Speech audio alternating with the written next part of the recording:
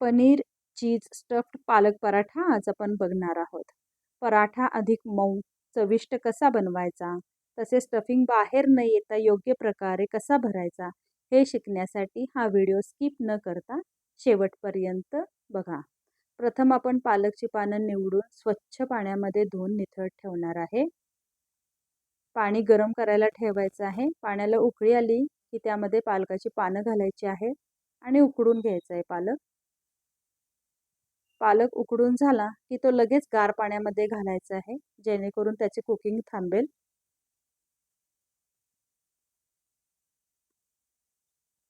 गार पाण्यातून पालकची पाने काढून पिळून घ्यायची आहे. मिक्सरच्या भांड्यामध्ये चवीप्रमाणे मिरची, आलं आणि लसूण घालायचं आहे. जिरे पावडरचा आपण पुढे वापर करणार असल्यामुळे यामध्ये मी जिरे घातलेले नाही आहेत. तुम्ही इथे जिरे पावडर नसेल तर तुम्ही इथे जिरे घालू शकता. आधी आलं, लसूण आणि मिरची वाटून घेऊया.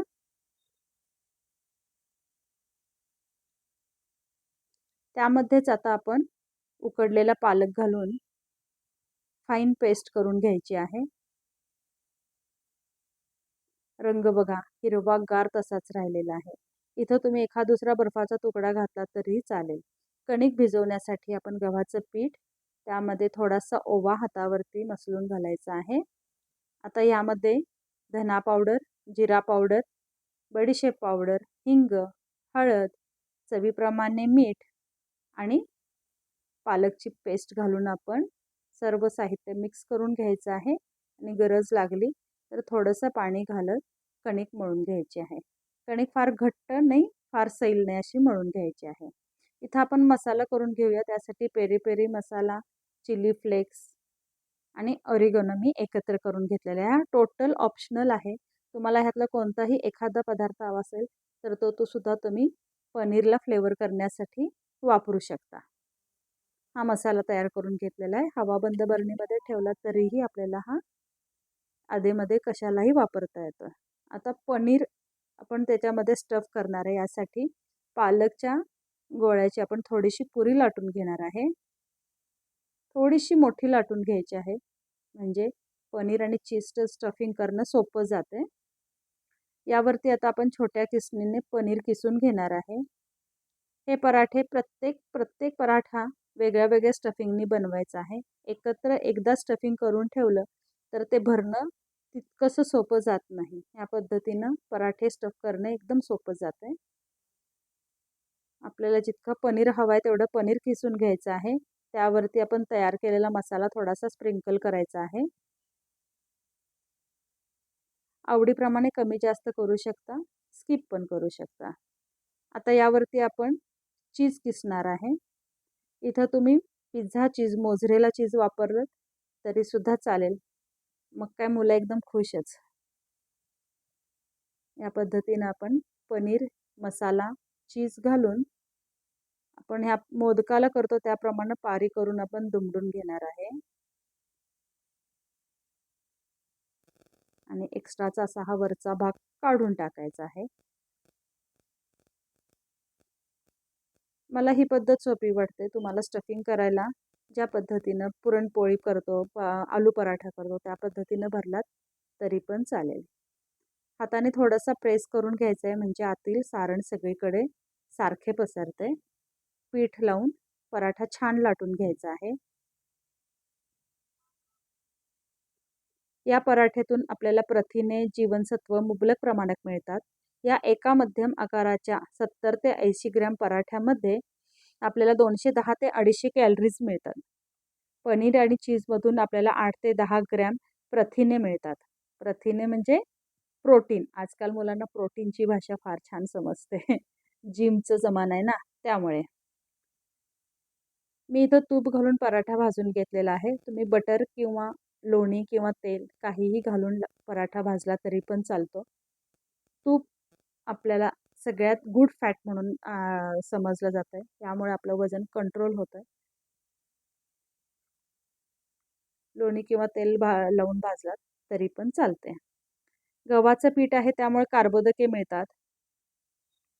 तुपामुळे स्निग्ध पदार्थ मिळतात. पालक आहे त्यामुळे फायबर मिळते. असा हा भरपूर पौष्टिक असा हा पराठा आपण मुलांना डब्याला देऊ शकतो. यामध्ये आयर्न, कॅल्शियम, व्हिटॅमिन, फॉलेट यासारखे व्हिटॅमिन्स आणि मिनरल्स असतात. दोन्ही बाजूने आलटून पालटून हा पराठा आपण छान भाजून घेणार आहे. तुम्हाला रेसिपीज आवडत असल्या तर नक्की शेअर करा, लाईक करा आणि सबस्क्राईब करायला विसरू नका. किती टुम्म फुगलाय बघा पराठा. अशा पद्धतीनं आपण हा पराठा भाजून घेणार आहे.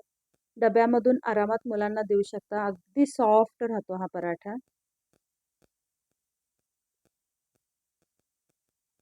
गव्हाचे पीठ आणि पनीर, पालक यामुळे दिवसभर ऊर्जा टिकून राहते. याबरोबर एखादा खजुराचा लाडू, शेंगदाण्याचा लाडू दिला मुलांना की मुलं खुश. आईनं बनवलेल्या आईच्या हातचं मुलांना फार आवडतं. असा हा खमंग पराठा तयार झालेला आहे.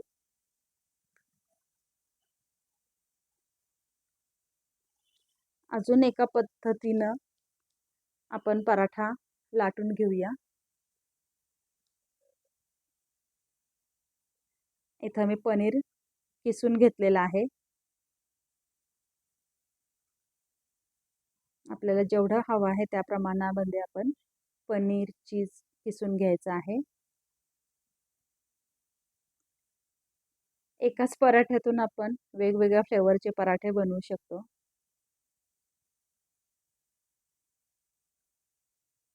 जितक्या कल्पना आपल्याला येतील तितक्या प्रकारचे पराठे बनतात.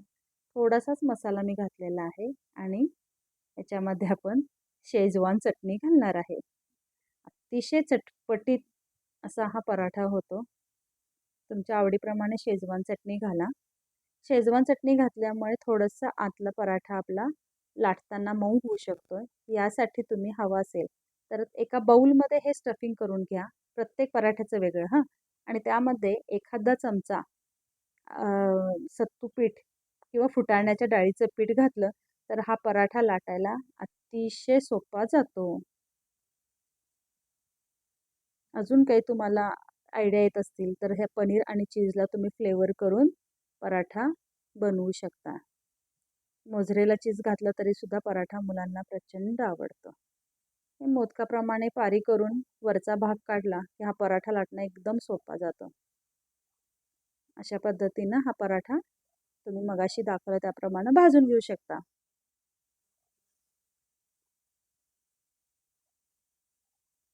व्हिडिओ आवडला असेल तर नक्की शेअर आणि सबस्क्राईब करायला विसरू नका. Thank you.